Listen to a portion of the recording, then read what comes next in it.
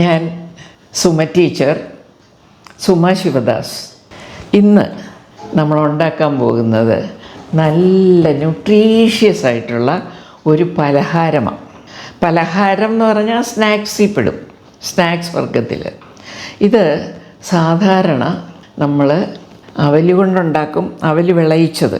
അതേപോലെ അതേ രീതിയിൽ ഞാൻ ചെയ്യാൻ പോകുന്നത് നമ്മുടെ മുതിര വളരെ ന്യൂട്രീഷ്യസ് ആണെന്ന് എല്ലാവർക്കും അറിയാം.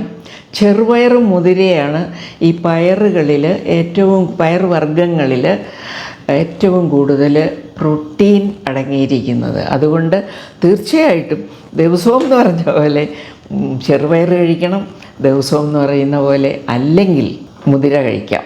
അത് രണ്ടും അതുപോലെ, പ്രത്യേകിച്ച് വെജിറ്റേറിയൻസ് ആണെങ്കിൽ തീർച്ചയായിട്ടും കഴിച്ചിരിക്കേണ്ട ഒരു സംഗതിയാണ്, ഒരു പയറുവർഗ്ഗമാണ് മുതിരയും ചെറുപയറും. വൻപയറിലൊന്നും അത്രയില്ല, കടലയിലും അത്രയില്ല, ഇത്രയില്ല, ഇത് രണ്ടിലുമുള്ള അത്രയില്ല. അപ്പോൾ ഞാനിവിടെ കൃത്യം 1 കപ്പ് മുതിര വറുത്ത് വെള്ളത്തിലിട്ടിട്ട് ഒരു 5-6 മണിക്കൂർ കഴിഞ്ഞ് വേവിച്ച് വെച്ചിട്ടുമുണ്ട്. അത് തന്നെ. അപ്പോൾ വറുത്തിട്ട് വെള്ളത്തിലിട്ടിട്ട് 6 മണിക്കൂറോളം വെള്ളത്തിൽ കിടന്ന ശേഷം പ്രഷർ കുക്കറിൽ ഒരു 5-6 വിസിൽ വരെ വേവിച്ച മുതിരയാണ് ഈ കാണുന്നത്. കണ്ടോ, മുതിര വേവിച്ചത് എന്തിനു വേണ്ടി? മുതിര വിളയിക്കാൻ വേണ്ടി.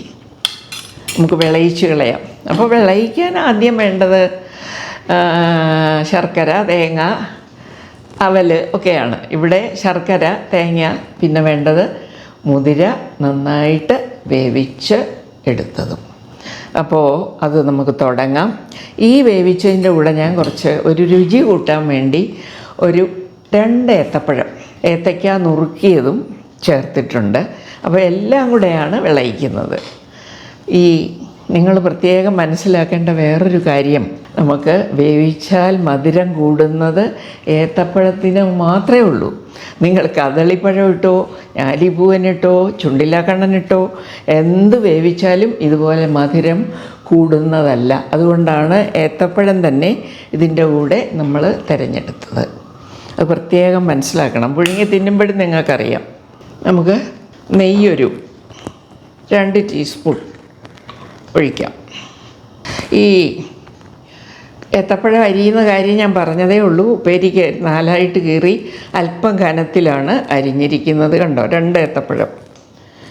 ഒരുവിധം പഴുത്തതേ കിട്ടിയുള്ളൂ, നന്നായിട്ട് പഴുത്തത് കിട്ടിയില്ല. എന്നാലും ഇത് മതി. അപ്പം നമുക്ക് നെയ്യിലോട്ട് ചേർത്തൊന്ന് വഴറ്റിയെടുക്കുക.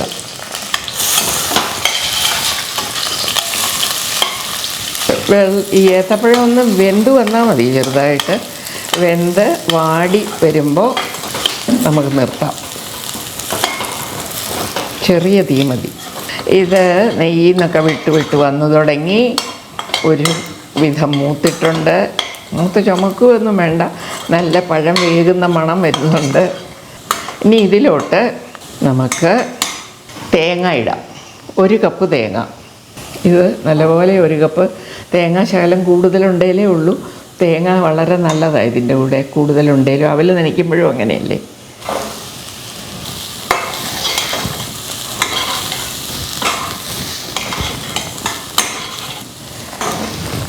ഏത്തപ്പഴവും നെയ്യും കൂടെ കൂടിയാൽ തന്നെ നമ്മൾ നിലത്ത് നിൽക്കുകയില്ല, അത്ര നല്ല വാസനയാണ് വരുന്നത്, നല്ല സുഗന്ധം. അത് പറഞ്ഞറിയിക്കാൻ പറ്റുകയില്ല. തേങ്ങയും കൂടെ ഇട്ടപ്പം വേറൊരു സുഗന്ധം വന്നു തുടങ്ങി. ഇത് മതി. വേവിച്ച മുതിരയായത്. നേരത്തെ മുതിരയുടെ ഡീറ്റെയിലിങ്ങൊക്കെ പറഞ്ഞു കഴിഞ്ഞു. ഇനിയിപ്പോൾ അത് പറയേണ്ട ആവശ്യമില്ല. കുറച്ച് മുതിര വേവിച്ച വെള്ളം അടി കിടപ്പുണ്ട്.